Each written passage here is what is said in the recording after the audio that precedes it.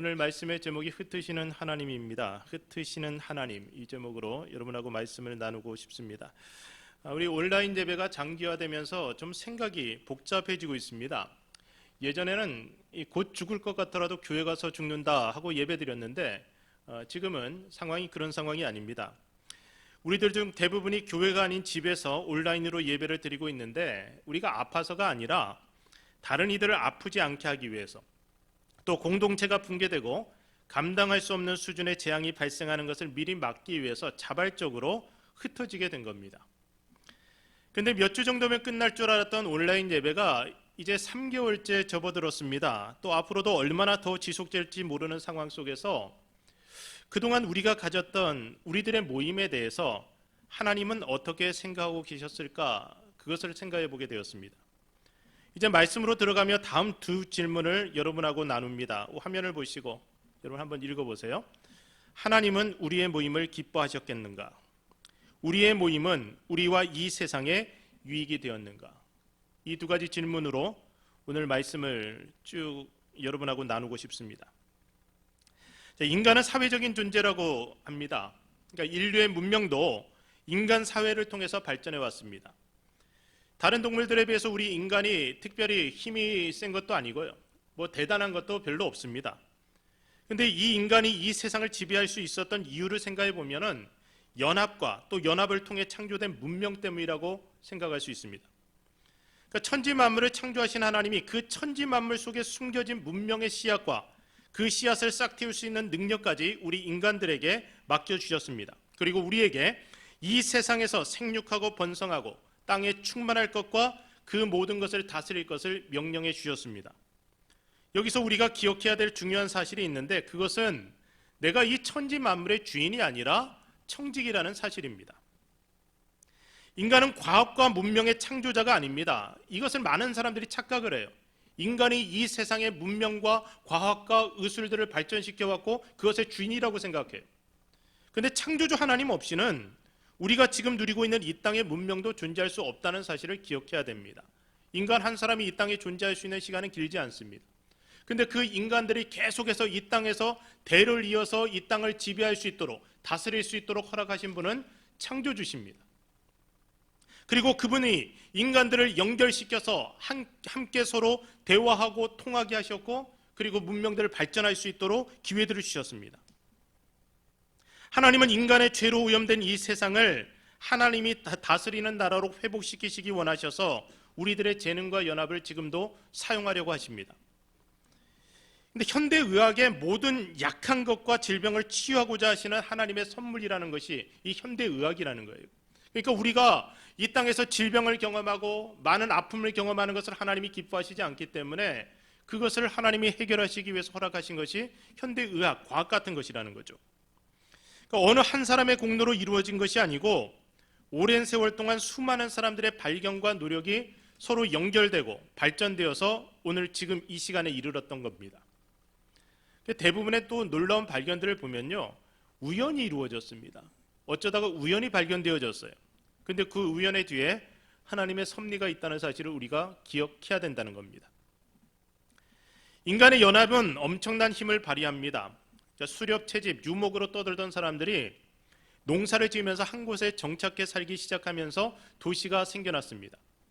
많은 사람들이 모여 사는 도시에는 또 자연스럽게 도시 문명이 발생하게 되었습니다. 하나님은 사람들이 모여 살 때 문명이 발생하도록 세상을 설계해 놓으셨는데 그 하나님의 계획대로 인간은 도시 문명을 발전시켜 왔습니다. 그러니까 더 많은 사람들을 하나로 뭉치게 만드는 리더가 세상을 지배했고요, 또 하나님을 두려워하는 리더가 다스리는 나라는 하나님 나라의 모형이 되었습니다. 그래서 예배자 다윗의 나라는 하나님의 나라의 모형입니다. 그래서 저는 우리 교회 성도들이 세상에서도 영향력 있는 리더로 성장했으면 좋겠습니다.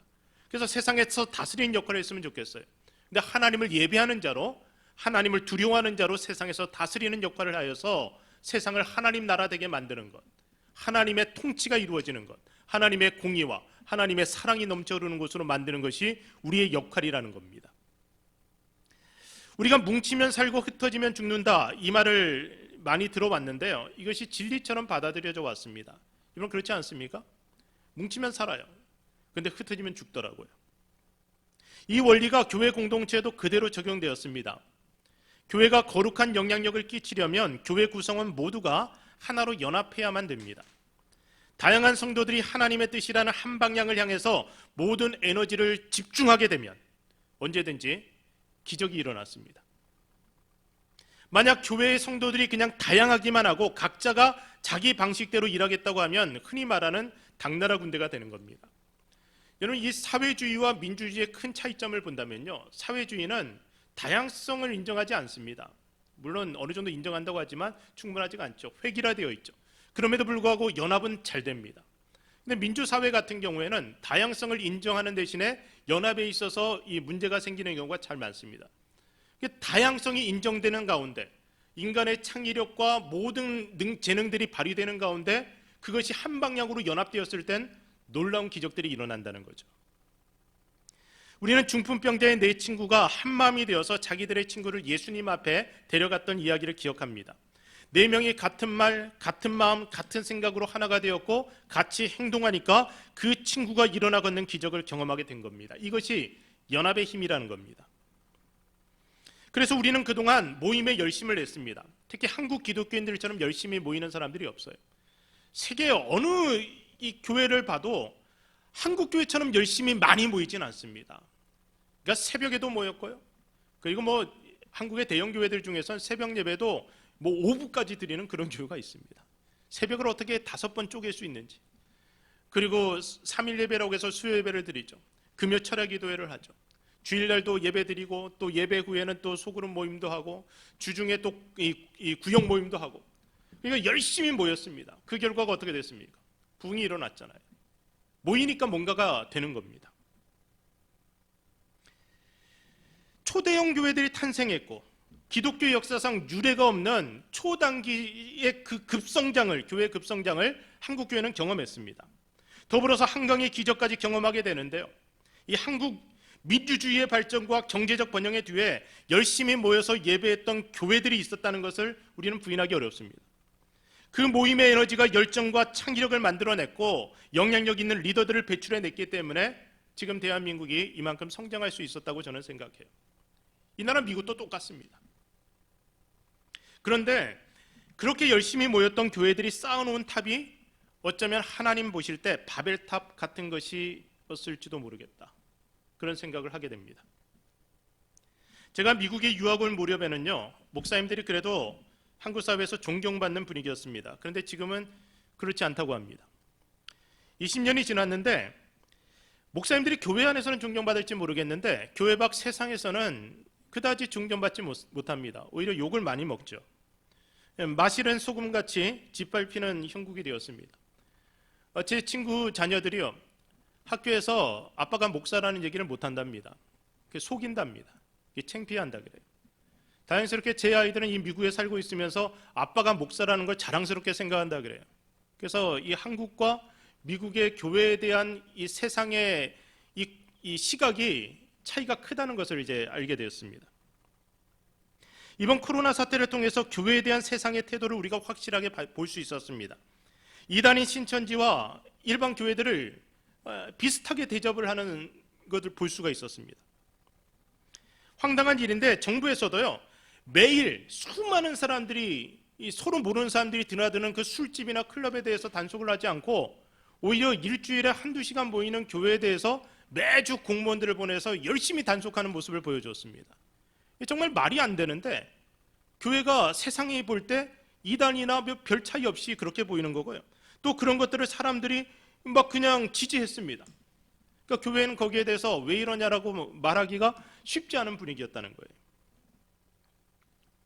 이것이 그동안 한국 교회가 열심히 모이면서 하나님 보실 때, 세상이 볼 때 그렇게 아름다워 보이지 않았다는 증거가 될 수 있습니다.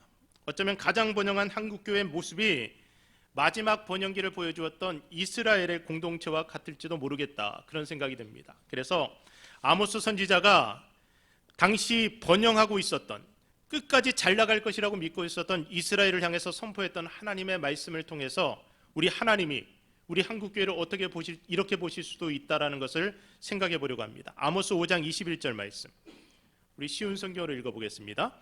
나는 너희의 절기를 미워한다. 너희의 종교 모임이 역겹기만 하다. 자, 이것이 번성했던 이스라엘 향하여서, 이제 곧 망해버릴 이스라엘 향하여서 하나님이 아모스 선지자를 통해서 하셨던 말씀입니다. 너희들 지금 잘 나가는 것 같지? 너희 나라가 지금 부강하다고 큰 소리 치고 있지? 그런데 나는 너희의 절기를 미워하고 너희의 종교 모임, 나를 예배한다고 하는 그 종교 모임을 나는 역겹게 생각한다는 겁니다. 여기서 우리가 깊이 생각해봐야 될 질문이 나옵니다. 하나님은 우리의 모임을 기뻐하셨는가? 하나님은 우리의 모임을 기뻐하셨는가? 오늘 본문의 말씀은 온 땅의 언어가 하나였을 때 사람들이 했던 일에 대해서 말씀하고 있습니다.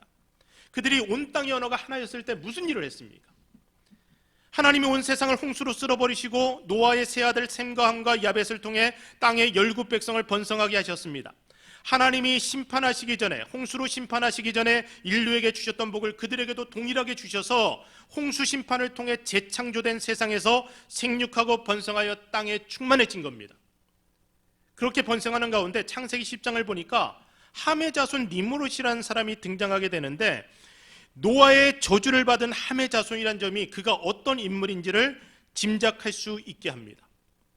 학자들은 그가 바벨탑 건설의 주역이라고 추정하는데요, 그는 신할 땅에 큰 성읍들을 세웠어요. 그리고 인류를 하나의 국가로 통일시키려고 시도한 강력한 리더였습니다. 세상은 이런 사람들을 가리켜 영웅이라고 합니다. 그러나 세상의 영웅이었던 그가 하나님의 뜻을 따르는 사람은 아니었습니다. 그의 리더십은 사람들을 닥치는 대로 죽이는 폭군과 같은 리더십이었고, 사람들은 그를 두려워했고 그의 리더십 아래 뭉쳤습니다. 그리고 그 리더십으로 추진지었던 일이 바벨탑을 쌓는 것이었습니다. 1절부터 우리 4절까지 자, 읽어봅시다. 온 땅의 언어가 하나여 말이 하나였더라. 이에 그들이 동방으로 옮기다가 신할 평지를 만나 거기 거류하며 서로 말하되, 자, 벽돌을 만들어 견고히 굽자 하고, 이에 벽돌로 돌을 대신하여 역청으로 진흙을 대신하고, 또 말하되, 자, 성읍과 탑을 건설하여 그 탑 꼭대기를 하늘에 닿게 하여 우리 이름을 내고 온 지면에 흩어짐을 면하자 하였더니. 자, 온 땅의 언어가 하나라고 했습니다. 말이 하나였다는 거예요. 여러분 상상해 보세요. 온 세상 사람들이 한국말 하나만 하는 세상이라고 한다면 얼마나 좋을까요? 우리가 영어나 중국어나 다른 나라 말을 배울 필요가 없어요. 다 한국말을 해요. 우리 자녀들에게 막힘없이 잔소리를 할 수 있어요. 넷플릭스 영화를 집에서 지금 보고 있는데 자막을 볼 필요가 없어요. 그냥 다 알아들어요. 민원이 생겨도 주저없이 관공서에 전화도 하고 이메일도 보낼 수가 있어요. 여러분 지금 따지고 싶어도 말이 안 돼서 따지지 못하는 사람들 참 많지 않습니까? 근데 말이 하나였어요. 언어가 하나라는 것은 같은 문화를 공유한다는 것이고, 마음과 생각을 막힘없이 서로 공유할 수 있다는 것입니다. 그래서 모든 사람을 하나로 묶어서 큰 일을 해내는데 이보다 더 중요한 조건이 없습니다. 사람들이 쉽게 연합해서 큰 나라를 세우게 되었는데, 근데 안타깝게도 그것이 하나님의 나라가 아닌 인간의 나라였다는 것이 문제였습니다. 성읍과 탑을 건설하여 그 탑 꼭대기를 하늘에 닿게 하여 우리 이름을 내고 온 지면에 흩어짐을 면하자. 이것이 바벨탑을 쌓았던 사람들의 목적이었습니다. 그들은 연합하여 성읍과 높은 탑을 건설했습니다. 그래서 더 이상 식량을 구하기 위해 이것저것 흩어지지 않아도 되는 도시 문명을 건설하려고 했던 것입니다. 그런데 그들이 연합하여 하고자 하는 그 일들을 하나님이 기뻐하시지 않았던 것 같습니다. 하나님 보시기에 그것이 역겨운 연합이었습니다. 여러분, 연합이라고 다 좋은 것이 아닙니다. 뭉치면 살고 흩어지면 죽는다고 했는데 뭉쳐서 죽는 사람들이 많아요. 그러니까 피조물인 인간이 하나님께 거역하는 연합은 차라리 흩어지는 것만 같지 않습니다. 중요한 것은 우리의 연합이 누구의 이름으로 행해지냐는 것입니다. 마태복음 18장 20절 말씀인데요. 자, 우리 같이 읽어볼까요? 두세 사람이 내 이름으로 모인 곳에는 나도 그들 중에 있느니라. 자, 두세 사람은 적은 숫자입니다. 근데 그들이 주님의 이름으로 모이면 그 모임은 주님이 함께 하시는 모임이 됩니다. 근데 100명, 1000명이 모여도 주님의 이름으로 모이지 않는다면 그 모임이 지향하는 바가 바벨탑이 되는 것입니다. 이제까지 한국교회는 열심히 모였어요. 근데 우리도 모르는 사이에 어느새 바벨탑을 쌓고 있었는지 모르겠다 싶습니다. 열심히 모여서 예배했고, 열심히 모여서 교제했고, 헌금했고, 전도했고, 그렇게 부흥해서 세계 최대의 교회들이 탄생했는데 이 교회의 주인이 하나님이 아니라 사람이 된 경우가 너무 많다는 겁니다. 목회직의 세습이 왜 문제가 되냐면요, 하나님의 오너십에 대한 도전이 되기 때문에 이것이 문제가 됩니다. 어느 한 교회만의 문제가 될 수 없어요. 강력한 리더십을 가진 초대 목사가 물러나게 되면 후임 목사와 원로 목사 사이에 갈등이 생겨났습니다. 그래서 분쟁이 일어났어요. 그래서 자식에게 물려줘야 교회가 평화로울 수 있다는 현실적인 계산들이 나타나기 시작했습니다. 그리고 이게 정말 현실적이었어요. 자식에게 교회를 물려주면 그 교회가 평화로웠어요. 문제가 되지 않았어요. 분쟁이 일어나지 않습니다. 왜냐하면 아버지가 돌보아 주니까. 그런데 이게 말이 안 되는 게, 내 아들이 아니면 안 되는 교회라면 이건 하나님의 교회가 아니고 인간의 교회가 된 거예요. 그러니까 자식에게 물려줘야만 평화로운 교회는 이미 하나님의 교회가 아니었던 겁니다. 은퇴하는 목사는 느보산에서 깔끔하게 떠났던 모세처럼 아무리 그가 위대했어도 그를 위대하게 만드신 하나님께 모든 것을 맡기고 떠나야만 합니다. 그래야 하나님이 다시 여호수아를 세워서 하나님의 일을 하실 수가 있습니다. 이민교회는 한국교회와는 조금 다른 점이, 목회자들보다는 이 장로님들이 주인 노릇하는 교회가 많습니다. 그래서 장로님들이 기분 나쁘면 목회자를 그냥 갈아치워요. 그런 교회들이 꽤 있습니다. 시카고에서 목회할 때 보면요, 1년마다 갈아치우는 교회가 있습니다. 너무 자주 갈아치워서 새로운 목사님한테 정을 붙일 수가 없어요. 금방 갈 거니까. 이 교회 주인이 누군가? 그러니까 어느 교회는 목사가 주인 노릇하고, 어느 교회는 장로가 주인 노릇하고, 어느 교회는 그냥 창립 멤버가 주인 노릇하고. 그러니까 열심히 모여서 하는 일들이 내가 이 교회 주인 행사하는 일을 하는 거예요. 그러니까 교회 놀이라고 하는 거죠. 그런 것을. 이분들이 참 안타까운 게, 이런 분들이 리더십이 있어요. 그리고 교회를 위해 헌신도 했어요. 그리고 하나님이 주신 재능과 리더십이 있어요. 그런데 문제가, 하나님의 나라가 아닌 자기 나라를 세우기 위해서 열심히 하다 보니까 열심히 모이기는 모였는데 그곳에 바벨탑이 계속 쌓여졌던 겁니다. 하나님은 예수님의 이름으로 모인다고 주장하는 가짜 종교 행위에 대해서 역겨워하신다고 말씀하십니다. 하나님은 그런 공동체를 토해내고 싶어 하실 겁니다. 하나님이 정말 역겨워하시는 모임이라면 과연 이 모임이 우리 자신과 우리가 몸담고 있는 이 세상에 유익이 될 수 있을까? 여기서 두 번째 질문을 해보게 됩니다. 우리 고린도전서 말씀을 읽어보겠습니다. 11장 17절. 자, 같이 읽어보겠습니다. 내가 명하는 이 일에 너희를 칭찬하지 아니하나니 이는 너희의 모임이 유익이 못되고 도리어 해로움이라. 자, 두 번째 질문입니다. 우리 화면을 보시고 읽어봅시다. 우리의 모임은 우리와 이 세상에 유익이 되었는가? 우리의 모임은 우리와 이 세상에 유익이 되었는가? 하나님의 마음을 가지고 세상을 보아야 우리가 몸담은 세상을 하나님 나라로 만들어갈 수 있는데, 우리가 하나님의 마음으로 우리의 마음을 가득 채우지 못했어요. 우리의 시선을 하나님께 고정시키지 못했어요.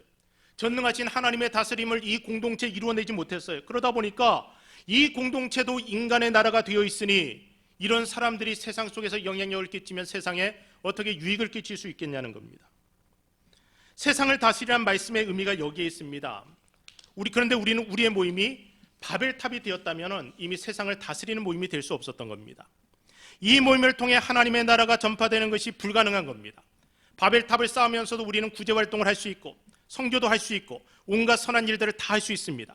겉으로 보면 하나님 나라가 건설되는 것 같아요. 그런데 그 모든 일의 영광을 누가 받느냐를 보면은 하나님이 아닌 겁니다. 그러니까 바벨탑을 쌓는 사람들의 목적은 그들의 이름을 내고 그들의 뜻을 이루는 것이었습니다. 그러니까 인간이 주인 노릇하는 교회라면 그 교회의 모든 종교 행위와 선행들이 인간의 이름을 내고 인간의 뜻을 이루는 것이 되고 이것이 바벨탑이 되는 것입니다. 모든 능력과 지식과 믿음이 있어도 사랑이 없으면 결국 아무것도 아닙니다. 내게 있는 것으로 구제하고 또 내 몸을 불사르게 내어줄지라도 사랑이 없으면 내게 아무 유익이 없다 그랬습니다. 여러분, 사랑이 뭡니까? 하나님이 사랑이라고 하셨잖아요. 그러니까 하나님이 없으면, 하나님이 주인이 되지 않으면 우리의 모든 선행이 아무것도 아닌 것이 된다는 거죠. 여러분에게 있는 것 중 하나님께 받지 않은 것은 하나도 없습니다. 그것으로 우리가 하나님의 이름을 드러내는 것이 우리의 삶의 목적인데, 그것으로 내 자신의 이름을 드러내고 내 뜻을 성취하려고만 하면 그것이 우리 삶에 쌓이는 바벨탑이 된다는 거죠. 11조는 우리가 하나님이 주인이라는 고백입니다. 그냥 하나님 뜻대로 사용하시라고 드리는 것이 10의 1조입니다. 이것으로 내가 하고 싶은 선행을 하려고 하면 하나님의 것으로 내 뜻을 성취하는 것이 됩니다. 그러니까 선행을 하고 싶으면 하나님께 11조 드리고 나서 다른 돈으로 하는 것이 맞습니다. 그런데 내가 내 물질을 내가 주인이 되어서 내 뜻대로 사용하려고 하면 거기서 나의 바벨탑이 쌓여지는 것이라는 거죠. 하나님은 생육하고 번성하여 땅에 충만하라고 명령하셨지만 그들은 땅에 충만하게 퍼지는 대신에 그들이 건설한 성읍과 탑 아래에서 그들 자신이 하나님처럼 되어서 그들의 이름을 드러내고 그들의 뜻을 성취하기 위해 똘똘 뭉쳐 살고자 했습니다. 열심히 모였지만, 연합했지만, 그러나 하나님은 그 모습을 역겨워하시고 그들을 흩어버리시기로 결정하신 겁니다. 5절부터 9절까지 자, 읽읍시다. 여호와께서 사람들이 건설하는 그 성읍과 탑을 보려고 내려오셨더라. 여호와께서 이르시되 이 무리가 한 족속이요 언어도 하나이므로 이같이 시작하였으니 이후로는 그 하고자 하는 일을 막을 수 없으리로다.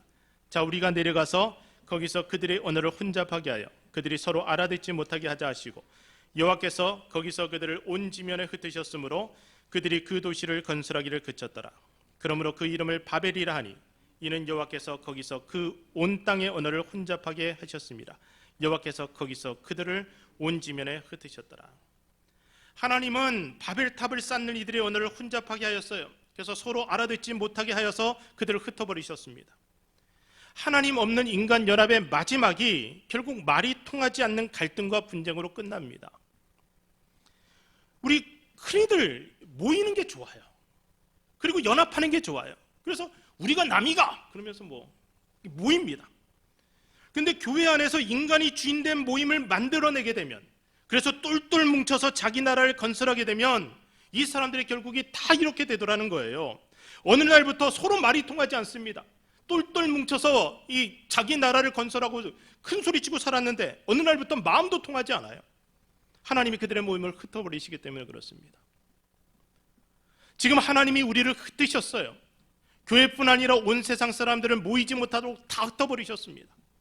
왜 흩으셨을까? 하나님이 우리들의 모임을 기뻐하셨다면, 우리들의 모임이 우리와 이 세상에 유익이 되었다면 하나님은 우리를 지금처럼 흩어버리시지 않으셨을 것 같습니다. 근데 감사하게도요, 하나님이 다 흩으셨는데 다 흩으시면서도 마지막까지 가정만큼은 남겨두셨습니다. 우리는 지금 교회에서도 다 흩어졌어요. 그래서 예전처럼 으쌰으쌰 열심히 모이기 어려워졌습니다. 이 분위기가 앞으로 또 꽤 오랜 시간 지속될 것 같습니다. 모든 세상이 다 흩어졌어요. 그 술 마시고 놀고 즐기는 사람들도 이제 다 흩어졌어요. 그 재미있는 거 이제 하기가 어려워졌습니다. 그런데 하나님이 가정만큼은 흩지 않으신 거예요. 그래서 우리는 가정으로 모입니다. 우리가 가정에서 그래도 서로를 사랑할 수 있고요, 가정에서 여전히 하나님을 주인 삼아 예배드릴 수 있고, 가정에서 우리가 여전히 하나님 앞에 하나님 나라를 건설하는 일을 행동할 수 있습니다. 어떤 사람들이 전염병을 전쟁보다 더한 것이라고 말하는데 그렇지 않아요. 전쟁이 벌어지면 가족들도 다 흩어집니다. 그런데 하나님이 지금 가정을 남겨주셨습니다. 우리가 이 사실을 기억하면서 마지막 남은 우리 공동체, 우리의 가정이 하나님 앞에서 어떤 모습으로 서 있는지를 점검해 보아야 합니다. 이 온라인 예배가 지속되면서 이게 길어지면서 제가 좀 답답한 게 있어요. 이게 안 보이잖아요. 여러분들이 어떻게 예배 드리는지. 예전에는 이 자리에 앉아 있으니까 제가 목회자로서 여러분들을 돌볼 수가 있었어요. 그러니까 예배 생활에 좀 게으르신 분들, 그리고 예배 태도가 안 좋으신 분들, 신앙생활에서 좀 이 어려움이 생기시는 분들 제가 돌볼 수가 있었습니다. 그런데 지금은 여러분들을 돌보기가 참 어려워요. 지금 어떤 모습으로 예배드리고 있을까? 그냥 지금 여전히 파자마 차림으로 그냥 예배를 드린다고 하지만 예배를 때우듯이 지금 소파에 드러누워서 지금 커피 한잔 하시면서 그냥 편하게 그냥 관람하듯이 예배를 드리고 있지는 않을까? 지금 찔리는 분이 있을 거예요. 지금 자세 바로잡고 지금 앉으신 분이 있죠? 그 정도는 돼야지 사실 여러분 양심 있는 겁니다. 여러분 생각해 보세요. 하나님이 우리를 지금 가정으로 흩으셨는데 각 가정에 모여서 우리가 하나님 앞에 모일 때, 하나님이 우리를 모일 수 있게 해주셨을 때, 하나님을 예배할 수 있도록 우리에게 연합의 기회를 주셨을 때, 그때 우리가 무엇을 했는지를 다시 한번 돌아보자는 겁니다. 그리고 이 마지막 남은 공동체인 우리 가정에서 하나님이 우리 주인이라는 사실을 온전히 고백하고 그분으로만 우리 주인 삼는 모습이 우리 공동체인 가정에서부터 다시 한번 뜨겁게 일어나기를 저는 소원하는 겁니다. 열심히 예배하세요. 우리가 성전에 모이지 못하지만 우리 가정에서 나의 자녀들과 사랑하는 사람들과 뜨겁게 하나님을 예배하는 공동체가 되어서 바벨탑이 아닌 하나님이 기뻐하시는 하나님의 나라를 세우는 것이 우리 가정에서부터 시작되어서 우리가 다시 교회에서 뜨겁게 모일 때 이곳에 하나님의 나라가 놀랍도록 아름답게 건설되어지기를 소원하는 겁니다. 우리가 공동체로 다시 모이기 전에 그래서 우리는 두렵고 떨리는 마음으로 이 질문들에 대해서 진지하게 생각해 보기를 원합니다. 이 두 가지 질문을 읽고 우리가 함께 기도하도록 합니다. 읽겠습니다. 그동안 우리는 누구의 이름으로 모였습니까? 그동안 우리의 재능과 자원으로 우리가 했던 일은 모두 누구를 위함이었습니까? 우리 이 질문을 한 주 내내 생각하시고 그리고 하나님 앞에 기도하는 가운데 하나님, 우리 가정은 하나님만 섬기는 하나님의 가정 되기 원합니다. 이 가정이 함께 교회 공동체에 모여서 예배드릴 때는 하나님만이 우리 주인임을 온전히 우리가 선포하겠습니다. 이 마음으로 이 한 주간 살아가시길 주의 이름으로 축복합니다. 기도하겠습니다.